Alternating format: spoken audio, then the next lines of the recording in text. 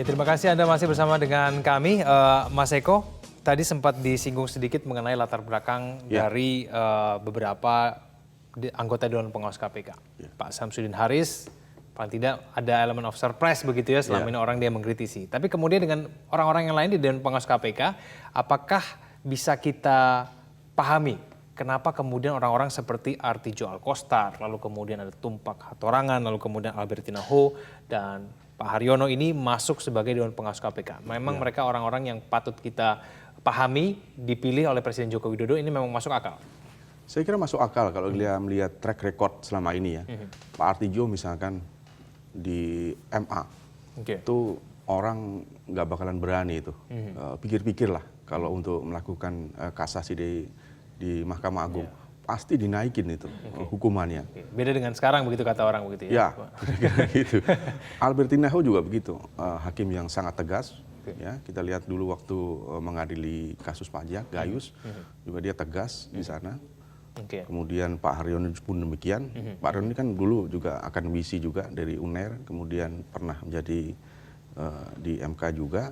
Kemudian Pak Tumpak ini juga mantan jaksa senior, kemudian juga di KPK juga pernah. Nah, ini mereka orang-orang yang berintegritas sebetulnya. Itu nggak salah sebetulnya kalau Pak Jokowi memilih mereka. Jadi orang-orang yang memang betul-betul berintegritas begitu ya, Mas Eko ya. Baik, saya akan mencoba meminta tanggapan dan pendapat dari pengamat komunikasi politik Pak Emrus Sihombing yang sudah tersambung melalui sambungan telepon. Bang Emrus, selamat pagi. Selamat pagi pemirsa Metro TV dimanapun berada.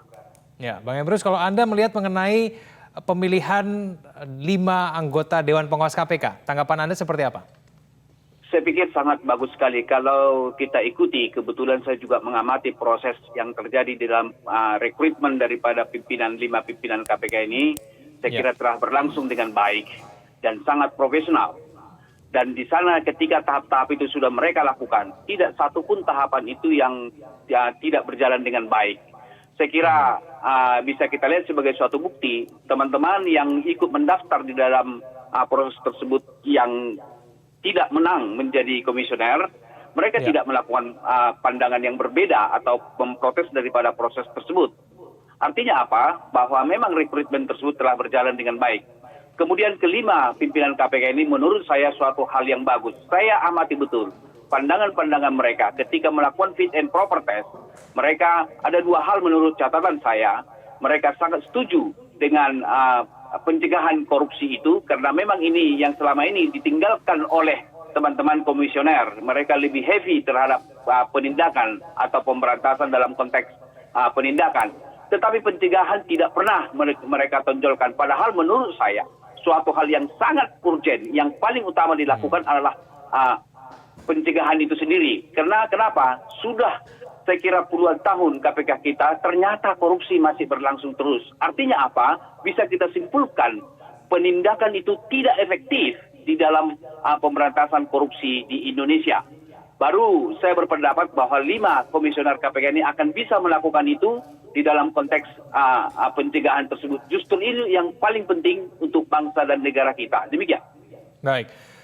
Bang Emrus, kalau menurut Anda apakah dengan adanya Dewan Pengawas KPK yang kemudian sudah dilantik kemarin, latar belakang orang-orang tersebut ini bisa meyakinkan sebagian publik yang sebelumnya pesimis terhadap kinerja KPK, ini kemudian akan menjadi optimis ke depannya? Bisa tidak? Menurut saya bahwa dari 5 pengawas KPK ini saya kira ada 4 yang sangat berintegritas sebagaimana dikemukakan oleh narasumber kita di studio tadi. Tetapi justru yang pertanyaan kritis saya terhadap saudara Samsudin Haris. Karena memang beliau ini kemarin sangat tegas mengatakan bahwa pengawas KPK itu bisa melumpuhkan KPK itu sendiri. Tiba-tiba beliau ada di situ. Harusnya saudara Samsudin Haris tidak berada di situ. Atau kalaupun ditawarkan untuk duduk di situ, dia harus menolak.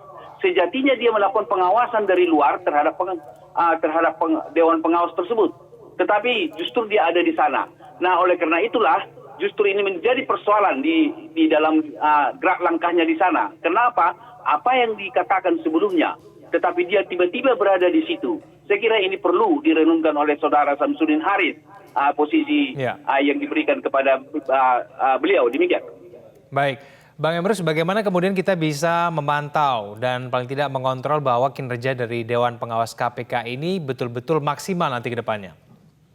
Saya kira keterbukaan komunikasi yang perlu mereka lakukan. Artinya apa? Mereka harus menyampaikan kepada publik tugas-tugas apa yang mereka lakukan di sana dengan tentu dengan semacam suatu program yang sangat terukur. Berdasarkan itu, kita bisa mengontrol mereka apakah mereka benar-benar melakukan tugas tersebut. Tapi satu hal yang perlu saya kritisasi adalah menjadi momok ke depan adalah ketika penyadapan itu harus minta izin dari Dewan Pengawas. Ini menjadi perbincangan publik yang belum terjawab sampai sekarang.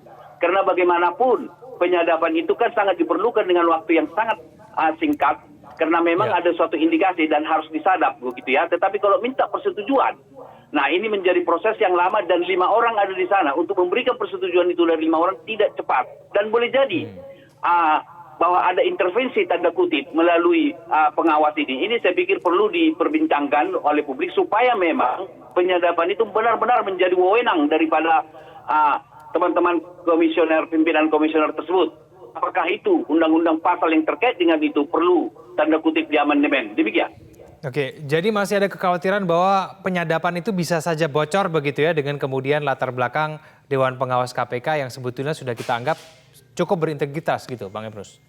Baik, saya kira saya setuju itu. Tidak sekedar bocor saja, tetapi kepentingan-kepentingan politik atau kepentingan-kepentingan kekuatan tertentu melalui pengawas bisa saja itu masuk. Oleh karena itulah, saya pikir tidak ada salahnya para teman-teman pengawas sebelum mengamandemen undang-undang tersebut, mereka berkomunikasi dengan KPK, dengan komisioner atau pimpinan KPK supaya penyadapan itu bisa secepat mungkin, bisa misalnya hitungan detik. Artinya apa? Bahwa teman-teman komisioner KPK harus selalu ada, 5-5-nya di tempat, sehingga ketika komisioner minta katakanlah izin penyadapan tersebut, tidak begitu membutuhkan waktu. Bila perlu hitungan menit, bahwa itu mereka sudah menyetujui atau menolak penyadapan tersebut. Demikian. Baik, Bang Emrus Siombing, pengamat komunikasi politik, terima kasih telah bergabung bersama kami pada pagi hari ini. Selamat pagi, Bang Emrus. Baik, kita lanjutkan sedikit sebelum jeda, Mas Eko. Ya. Ternyata masih ada kekhawatiran nih, Mas Eko, bahwa penyadapan itu masih saja ada kemungkinan bisa bocor begitu, betul, bisa kemudian dibocorkan, kemudian ini bisa saja membuat penyadapan nantinya akan kemudian tidak berlangsung dengan maksimal. Bagaimana, Mas Eko? Ya, kekhawatiran itu sebetulnya wajar saja. Semua orang lah, termasuk saya. Jadi hal-hal seperti itu bisa terjadi. Tapi kan kemarin juga sudah ada fakta integritas. Artinya memang mereka komisioner maupun Dewan Pengawas menandatangani fakta integritas untuk tidak melakukan hal-hal yang di luar kewenangan mereka. Kalau terjadi hal-hal yang di luar kewenangan mereka, banyak hal sanksinya, sanksi administrasi sampai sanksi mungkin pemecatan. Nah ini kan harus dipahami betul tugas dan wewenangnya komisioner maupun Dewan Pengawas. Kemudian yang kedua tadi soal komunikasi. Memang harus ada komunikasi yang intens antara Dewan Pengawas maupun dengan komisioner KPK agar saling membantu lah. Jadi kinerja komisioner diawasi oleh Dewan Pengawas, tapi Dewan Pengawas juga kerjanya juga harus 1 kali 24 jam. Jika terjadi permintaan untuk penyadapan, jadi harus cepat untuk merespon. Karena penyadapan ini kan butuh waktu yang cepat. Bisa saja nanti kasusnya hilang kalau momennya juga hilang. Momennya juga hilang kalau disadap bisa hilang. Ini kan perlu gerak cepat dari Dewan Pengawas. Tapi aturan main bagi Dewan Pengawas dan juga komisioner itu sudah cukup detail tidak sih, Mas Eko? Aturan teknisnya begitu ya, supaya kemudian bisa kita pantau bersama ketika kemudian Dewan Pengawas KPK ini maksimal atau tidak dalam kinerjanya nanti ke depan. Dewan Pengawas kan kalau kita lihat dari undang-undangnya pasal 37B, yaitu kan ada 6, ya, mengawasi pelaksana tugas dan wewenang Komisi Pemberantasan Korupsi dan seterusnya. Jadi di sana memang sudah disebutkan tugas-tugasnya. Nah, tapi itu kan hanya teks ya, artinya teori. Prakteknya apakah bisa dilaksanakan? Seharusnya bisa, karena mereka kan bekerja tim, kolektif kolegial. Jadi harus saling mendukung. Jadi mereka harus selalu standby lah, kira-kira begitu, untuk mendukung komisioner KPK. Jangan sampai kasus-kasus yang besar misalkan, yang Egan sebutkan tadi, penyadapan misalkan, lewat momennya aja karena 5 orang ini misalkan berada di luar yang tidak bisa dipantau misalkan, tidak bisa dihubungi atau tidak. Ini yang harus segera diatasi ya kan. Iya, Bang Emrus tadi juga menyampaikan bahwa tantangan kedepannya sebetulnya bukan lagi penindakan, tapi kemudian lebih ke pencegahan. Betul. Begitu ya. Nah ini bagaimana nih? Apakah memang pencegahan sebetulnya yang memang menjadi faktor yang paling harus dicermati oleh komisioner dan juga Dewan Pengawas ke depannya? Kalau kita melihat visi dan misinya komisioner KPK yang sekarang, memang lebih ke pencegahan daripada penindakan. Bisa dimaklumi nanti, misalkan 5 tahun ke depan, OTT akan semakin sedikit. Mereka lebih ke pencegahan. Karena selama ini kita lihat juga penindakan juga masif, ternyata OTT juga semakin marak. Jadi tidak ada efeknya sebetulnya. Nah, ini yang paling penting adalah menurut saya juga pencegahan. Pencegahan juga harus dimaksimalkan oleh komisioner KPK. Kalau dicegah dari awal untuk tidak melakukan korupsi, kan kerugian negara juga tidak ada. Nah, ini juga harus dipikirkan. Meskipun OTT juga penting, Egan, untuk memberikan juga efek jera kepada kepala daerah atau orang-orang yang ingin melakukan korupsi di sana. Ya, baik. Mas Eko, kita akan lanjutkan dialog kita di segmen selanjutnya. Kita akan mencoba untuk kembali menerima telepon dari Anda. Pemirsa, kalau Anda mau berpartisipasi kepada kami pada pagi hari ini, Anda dapat menghubungi kami melalui sambungan telepon 021 583 99100 dan akun Twitter kami di @mediaindonesia. Kami akan segera kembali usai jeda berikut ini.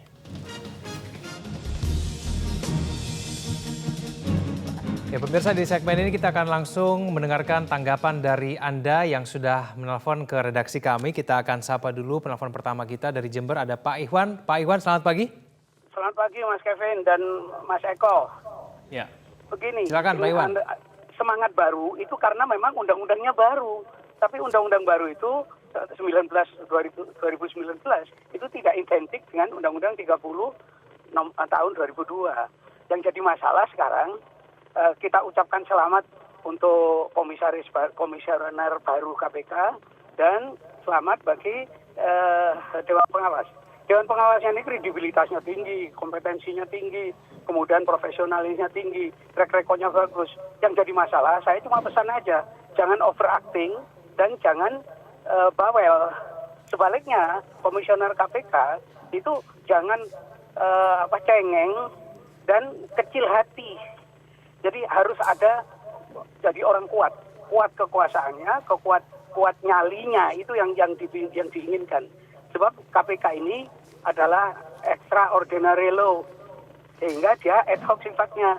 Dan itu pakai lex spesialis. Tolong ditanya, lex spesialis menurut hukum tata negara itu macam apa dan bagaimana tindakannya. Kepada komisioner yang sudah habis jabatan KPK, saya cuma pesan aja, kita memandang mereka itu jangan kemudian panas tahun dihapus dengan hujan sehari, kemudian habis manis cepat dibuang, dan kita lalu memberikan susu, rusak susu sebelahnya karena kita sendiri yang memasang nilainya. Itu yang kita lihat sekarang. Jadi untuk itu, kalau memang lembaga konstitusi yang ada, yaitu legislatif, kemudian yudikatif, lalu elit politik, itu ada hubungan kontak langsung dengan KPK. Sedangkan keadaan sekarang, negara kita ini dalam keadaan gawat darurat, itu krisis moral tentang korupsi dan musuh negara yang lain, yang 4 yang lain itu. Oleh sebab itu diperlukan itu memang kemampuan yang luar biasa, dan saya percaya Pak Firly itu mampu untuk menghadapi tantangan. Sebab pekerjaan besar antara lain misalnya masalah Bank Century, kemudian masalah Lapindo 2 dan banyak lagi yang kaitannya itu, jangan sampai ada sikap ewoh pekewuh. Jadi urusan hukum itu harus dilakukan dengan profesional, dengan catatan crucial logic, crucial test, crucial law argumentation, lalu hukum positif itu adalah cita-cita minimal etik moral, kemudian menghilangkan kemanusiaan demi kemanusiaan yang lain, dan akhirnya terakhir mendahulukan kewajiban daripada haknya. Kalau itu dilakukan, sudahlah, hanya takut kepada Allah Subhanahu wa Ta'ala sebagai amanah. Baik, terima kasih Pak Iwan. Kita beralih ke Pak Vence dari Manado. Pak Vence, selamat pagi. Selamat pagi Bung Kevin, selamat pagi Pak Eko, selamat pagi Metro TV, dan selamat pagi Indonesia. Jadi begini, saya berharap bahwa bangsa Indonesia, rakyat Indonesia, kita itu harus optimis. Jangan kita pesimis dengan keadaan negara kita ini. saya ingin mengatakan Bung Kevin bahwa ini adalah lembaran baru bagi lembaga anti rasuah ketika dia dibackingi oleh Dewan Pengawas yang betul-betul memiliki integritas dan profesionalisme mereka yang cukup, yang sudah bisa masyarakat Indonesia baca. Nah, oleh karena itu barangkali, nah ini tinggal bagaimana koordinasi kerjasama antara Dewan Pengawas dan Komisioner KPK dalam konteks bagaimana kita menghadirkan penegakan hukum yang positif di Indonesia. Memang betul, sekarang Indonesia ini kenapa dengan demikian? Saya ingin katakan Bung Kevin bahwa hanya satu yang salah di Indonesia, bahwasanya kita sudah kehilangan karakter.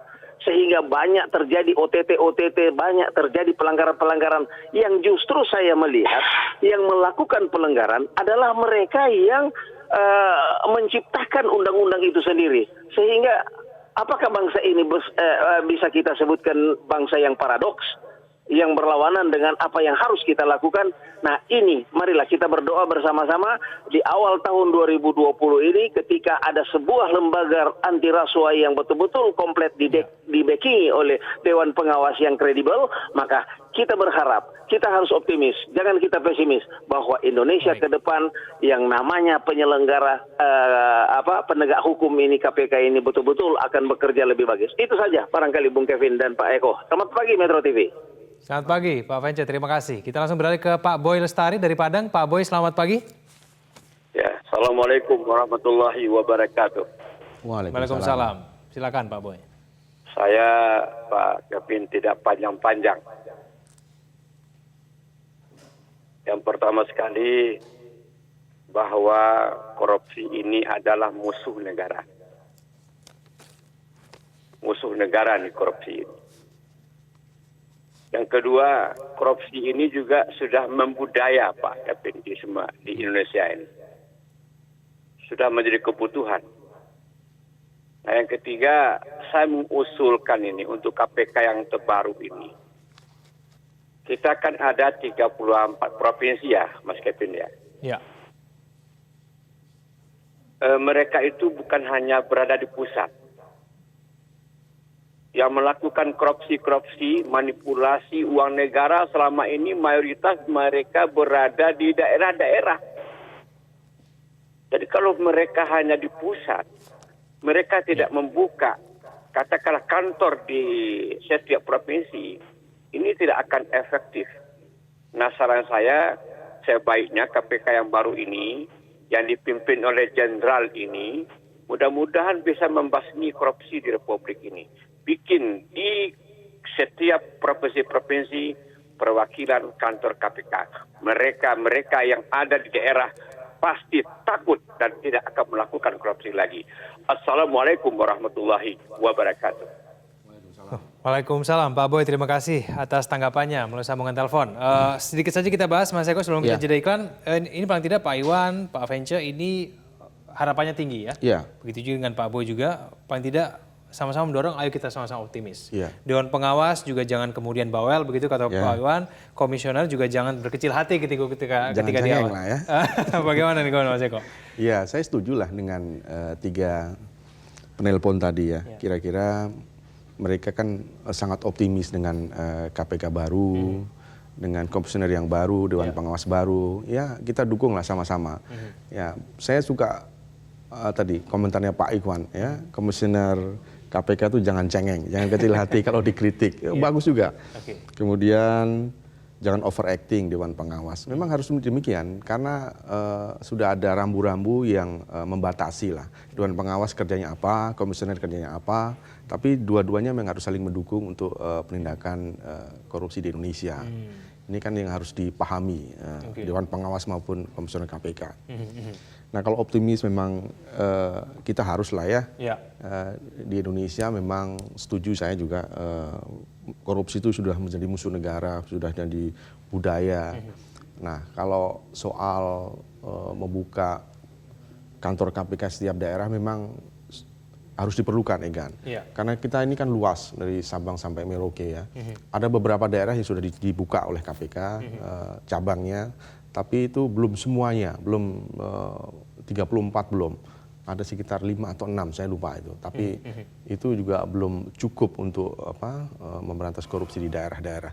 Cuman kalau kita lihat korupsi di Indonesia ini kan sekarang banyak didominasi oleh di daerah, dari kepala daerah maupun anggota-anggota legislatif.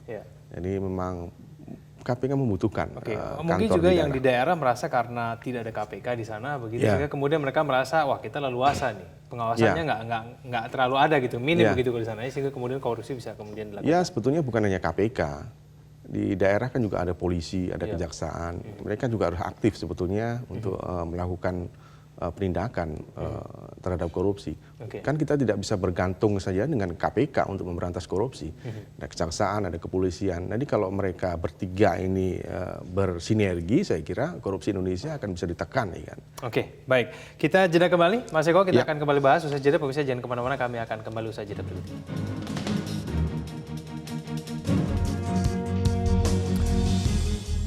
Terima kasih Anda masih bersama kami di Editorial Media Indonesia. Mas Eko, KPK ini memang kita tuntut untuk bisa meyakinkan publik bahwa kinerja pemberantasan korupsi ini jauh lebih baik dengan periode-periode sebelumnya gitu ya, pemberantasan korupsi. Tapi kemudian bagaimana tolak ukurnya nih Mas Eko? Bagaimana kemudian kita bisa memantau bahwa kinerja kedepannya KPK lebih maksimal, lebih banyak, kalau selama ini publik itu menilainya hanya berdasarkan jumlahnya OTT yang kemudian dilakukan begitu ya, penindakan. Sedangkan kan kemudian kalau konsentrasi KPK ke depannya kira-kira akan lebih fokus ke pencegahan. Nah, ini bagaimana kemudian Mas? OTT itu sebetulnya bukan parameter korupsi itu marak atau tidak. Karena kalau kita lihat korupsinya, OTT-nya marak, korupsinya tetap juga marak. Artinya memang tidak ada linier di situ. Seharusnya kalau banyak OTT ada efek jera kan di sana. Kemudian yang korupsi juga semakin menurun. Ternyata tidak. Enggak juga ya? Ternyata tidak. Terutama kepala-kepala daerah, Evan. Jadi saya kira kalau kemudian Komisioner KPK mengubah bukan penindakan tapi pencegahan, masuk akal juga. Jadi pencegahan itu juga bisa bisa dikategorikan kalau berhasil juga bisa dikategorikan sukses, kan? Karena itu kan keuangan negara juga tidak akan keluar, tidak akan terkorupsi kan gitu kan. Jadi itu juga patut diapresiasi kalau misalkan pimpinan KPK sekarang lebih fokus untuk pencegahan, kan. Baik, salah satu penelpon juga tadi mencermati mengenai kasus-kasus lama yang mungkin juga menjadi beban begitu ya buat KPK yang saat ini. Bisakah kemudian kita berharap bahwa kasus-kasus baru, kasus-kasus lama tersebut yang selama ini tidak ada perkembangannya begitu ya, itu bisa tuntas nanti ke depannya, Mas Eko? Kalau memang punya bukti yang kuat, punya bukti yang harus ditindaklanjuti, seharusnya itu ditindaklanjuti, dilakukan oleh Komisioner KPK yang sekarang. Banyak kasus-kasus yang terbengkalai. Sudah jadi tersangka tapi tidak segera ditindaklanjuti. RJ Lino misalkan, sudah jadi tersangka lama sekali itu, tapi tidak juga ditindaklanjuti. Ini kan harus segera di follow up. Jangan sampai nasib orang itu terkatung-katung. Ini orang sudah tersangka tapi tidak nasibnya bagaimana. Ini kan harus segera dilakukan. Harus adil lah itu KPK. Kemudian kasus-kasus yang besar juga harus ditindaklanjuti. Kan sekarang kemarin soal Kemenak misalkan, harus diteruskan lah kalau itu. Kasus-kasus yang lain misalkan, ada yang besar-besar yang kemarin sempat dimunculkan oleh Komisioner KPK, kalau memang punya bukti yang lebih bisa ditindaklanjuti, ya kan. Baik, berarti kalau misalnya ada komunikasi yang tidak berjalan dengan baik antara Dewan Pengawas dan Komisioner, itu nanti akan langsung terlihat tidak sih Mas Eko, bahwa kemudian publik bisa melihat, wah ini koordinasinya nggak benar nih ketika kemudian izin penyadapan misalnya ada dipersulit ataupun hal semacam itu. Itu yang saya katakan tadi. Misalkan soal izin penyadapan tadi yang Egan bilang. Komisioner KPK meminta, tapi ternyata Dewan Pengawas tidak mengizinkan. Nah ini kan kalau muncul ke publik akan menjadi perbincangan ini.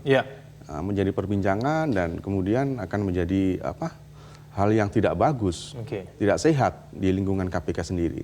Jadi memang harus ada sinergi antara Dewan Pengawas dan Komisioner KPK. Harus saling mendukung. Tujuannya kan satu, untuk memberantas korupsi. Apakah penindakan atau pencegahan. Intinya kan ada di sana, ya kan. Jadi saling sinergi yang kuat, membuka komunikasi yang bagus antara mereka. Jadi kalau itu semua dilakukan, saya kira Dewan Pengawas dan Komisioner KPK akan bisa bekerja baik. baik. Mas Eko, salah satu kemudian dicermati adalah ketika Dewan Pengawas KPK ini juga memberikan contoh Ya. melakukan kewajibannya begitu ya Betul. pada saat mengemban tugasnya Ya. dan kemudian melaporkan LHKPN. Ya. Ini juga menjadi salah satu yang diperbincangkan juga, Ya. Mas Eko. Ini Ya. menarik juga kalau kita cermati Ya. LHKPN dari Dewan Pengawas KPK ini ya, Mas Ya. Eko ya. Ya, LHKPN kan harus di-store. Mereka yang pejabat negara ketika dia memulai dan mengakhiri. Oke. Satu-satunya yang belum menyerahkan LHKPN kan Samsudin Haris, karena dia bukan penyelenggara negara. Ya. Dia kan peneliti di LIPI, Profesor LIPI di sana. Ya. Jadi kalau satu-satu kita bedah, yang paling menarik tentu Pak Artijo. Dia mantan Hakim Agung, tapi LHKPN-nya tahun lalu kita lihat hanya 181 juta. 181 juta 181 juta. Ini untuk seorang mantan Hakim Agung mantan ya, Pak, ya. Hakim Agung. Tapi kalau kita melihat track recordnya memang masuk akal. Ya. Oke. Beberapa kali termasuk saya, ya, dan teman-teman wartawan yang sering ngepost di Mahkamah Agung mungkin ya. Ini memang orangnya unik. Ketika dia masuk pertama kali ke Mahkamah Agung, dia naik bimo. Bahkan ditolak masuk untuk sana. Akhirnya dia mutar untuk masuk ke samping. Oke. Ini orang ini agak unik tapi sangat tegas dan sangat ditakutin oleh mereka yang berperkara di Mahkamah Agung. Oke. Jadi pasti akan berpikir 2 kali mungkin, bahkan 3 kali. Oke, baik, kita semoga harapkan bahwa kedepannya Dewan Pengawas dan juga Komisioner ini bisa maksimal dalam melakukan tugasnya. Ya. Kita bisa memantau bahwa KPK betul-betul bisa menjawab tantangan barunya ke depan. Terima Mudah-mudahan, kasih Ikan. Mas Eko telah bergabung Sama-sama, kami di Ikan. Editorial Media Indonesia. Pemirsa jangan kemana-mana,